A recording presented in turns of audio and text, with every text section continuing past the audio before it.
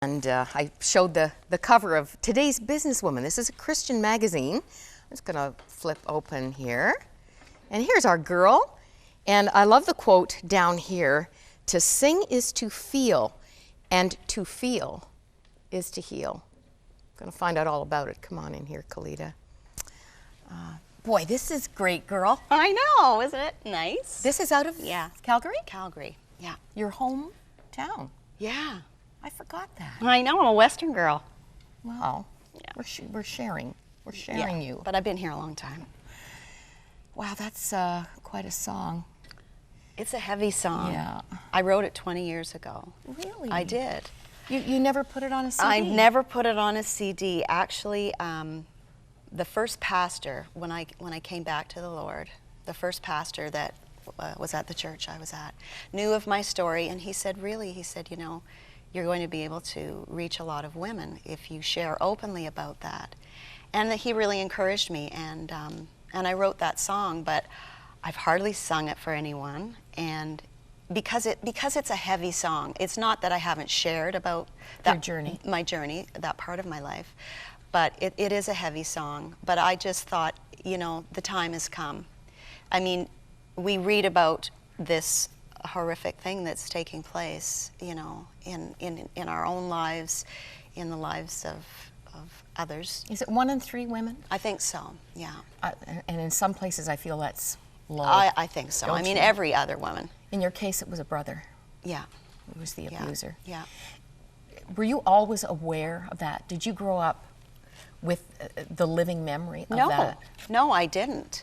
I mean, I remember when I was young, and then there were these years in between, you know, like leading up to my teenage years. But I think it was once, see, you know, as you mentioned, my parents both died when I was young, and then my brother also died of a heroin overdose, and I was 17, so I had lost all those people that I would have confronted or revealed this secret to, you know, my parents. But it was once they were gone that that I guess God allowed me to really come to terms with the fact that, and then the memories start coming back. And you do think it's a dream. You think, am I thinking this?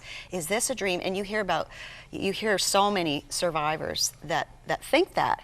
And so many people, I mean, I've met and ministered to so many women who, you know, they don't have these memories sometimes until they're in their 40s, their 50s, their 60s, and then they go through post-traumatic stress syndrome, and, you know, and people are suicidal, and it's the terrible fruit of those wounds is evident through the whole life, though. You know, if you saw Oprah with these dear men, I know. you had wives in tears saying, "I thought it was me. I wonder what was wrong in our marriage." Right. They're derailed. Yeah, in so many ways. It affects your relationships so much, and the way you see yourself, and the way, I mean, that's the thing about childhood sexual abuse, is that, you know, it can happen in a moment. But yet it can play such a huge part in your life, and unless you allow, you know, yourself to come to terms with it, and then to begin the healing and the work, you know. I mean, I had good counseling, but I really didn't deal with it until much later. You know, I knew it was there, and I admitted it, and I confessed it, you know, to a few girlfriends and my sister, and then, you know, and then it started coming out within my family, and then I found out that there were other members of my family as well. And that's all part, what do they say, face and feel and heal. Yeah. There's a beautiful verse I in like Isaiah where God says, "You will forget the shame of your youth." Yeah. Shame is the huge piece here. It's why people hide the truth. Is this true for you? Have you, I don't mean that you don't remember it. Of course, you're sharing it here, but are you free of the shame of all of that? I am so free of it. And I think that's why I'm able to speak openly about it, is because the shame is gone. It's when we have the shame that we keep it inside, and we're so humiliated, we're embarrassed, we don't want to share that with anyone. And God has really just healed so much of that. I mean, all of it. Yeah. You are a minister at large. You just go all kinds of places. I do. And so many of the songs are listener friendly for anyone. Yeah. And you're trying to reach those who may not have God in their hemisphere, at least for their choosing right now. Yeah. But they need someone who understands, who's been there, done that. And boy, I mean, your testimony reads like a soap opera. I know. Isn't it just awful? Everything. I know. And yet here you are, and you're just a sparkler. Wow, thank you. That is the testimony that God can take you. And you had a false start. You gave your heart to the Lord when you were young, and then wandered away and got into even more trouble. Oh yeah, but that's what happens, right? When you come from a dysfunctional family and you don't have that kind of upbringing. I mean, we're all dysfunctional in some way, aren't we? Did we acknowledge, we have to when you go back to sing? Sure.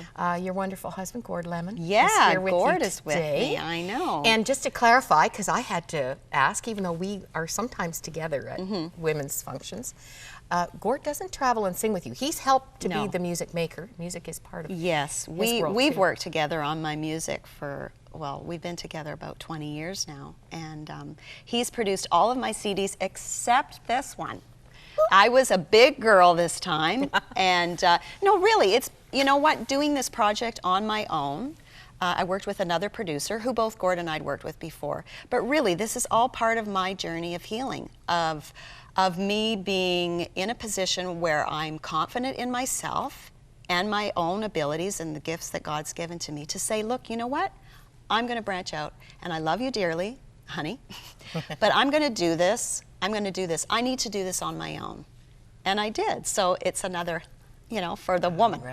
In all of us. You know, I wanted that to be something that would speak to women as well. Because a lot of us, you know, can stand behind a career or a man or a family. But I think when you get to our age, and I think we're close in age, aren't we? We are. Yeah. We are.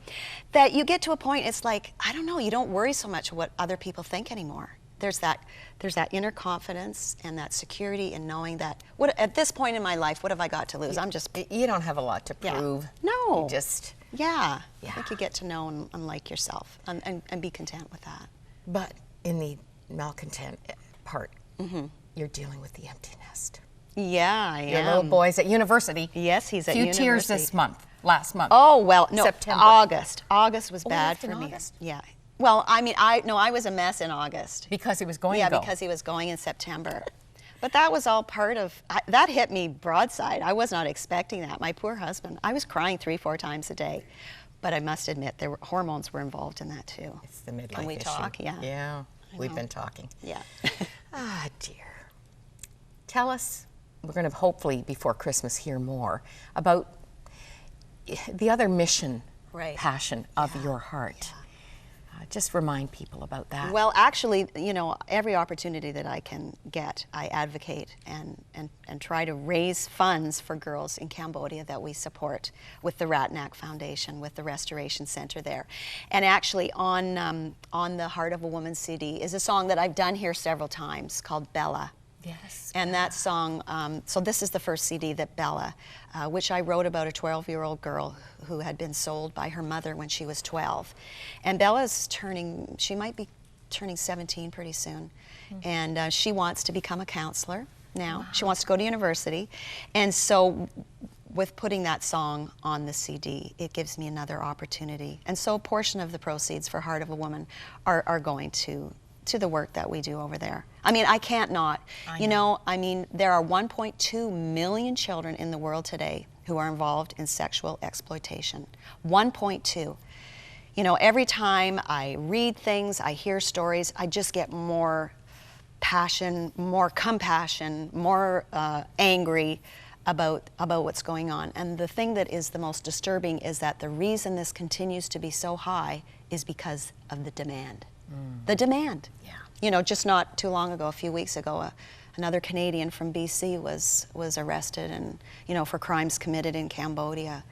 You know, it's just atrocious, and so I do whatever I can. And it was a Huntley Street report. It was a Huntley Street report. Where your heart was broken and your world changed. My world changed, and so now I have a ministry, Moira, and it's all about sex. It's all about sex. I said that to Well- somebody. Well, you know, I mean, those are the issues that it's not something that I would choose to do, but these are issues that obviously God's heart is breaking over these things.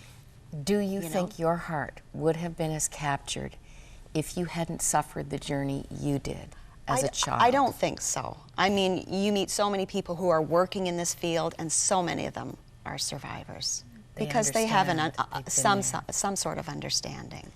God uses everything. We're not going to does. hear it today, but your first song on here, I'm sure everything here is a testimony. When you rewrote My Heart, God has rewritten your heart. Yeah, many times. After all the assaults, all the attempts to trash it for life, Yeah. God reached in Yeah. and has made you an ambassador for Him. Yeah, He has. Tell us about your big night, because I know some in this area want to be a part. Yes, well, the big night is this coming Friday, November the 19th, 8 o'clock at the Meeting House. And you can get tickets online, actually. If you go to Kelita.com, you'll see where you can go to your ticket zone. And it's going to be a very intimate night. It's going to be Gord and myself and one other musician. We have Miriam Pianos, who have donated a beautiful 6-foot grand for me to play that evening. And a lot of people are going to be coming out to hear these stories and the songs. And I'm going to be doing comedy, of course. So I have to always include some fun because... Of course you do. You know. Is this the piano? That is the piano. Okay, we need a picture of the piano. Yeah. This will not be played on Friday night. No. In fact, it is not playable. It's from 1847. This is the piano that I found in the farmhouse that was next door to our property in Alberta. And it's a beautiful old antique. I have carried it around with me ever since I moved it out here, maybe some 30 years ago. But I had this vision of taking this piano out into the country and finding a willow tree. And that was the vision that God gave me for this CD and for the cover. And so I took this piano and we went outside and did the photo shoot out there. You're a wild woman. This is pretty enough to occupy space in your living room. Yes. Now, Goodbye April. Just very quickly before you sing it, you have to tell us what this is. Goodbye April is a song that has been brewing in my heart for a long time. I had an abortion many years ago, and you know, abortion for women, it's another secret that women keep.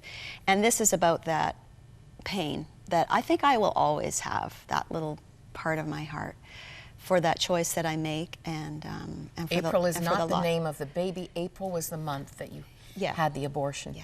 And it's still every year. Every year. That's a hard month for you. It is. It is.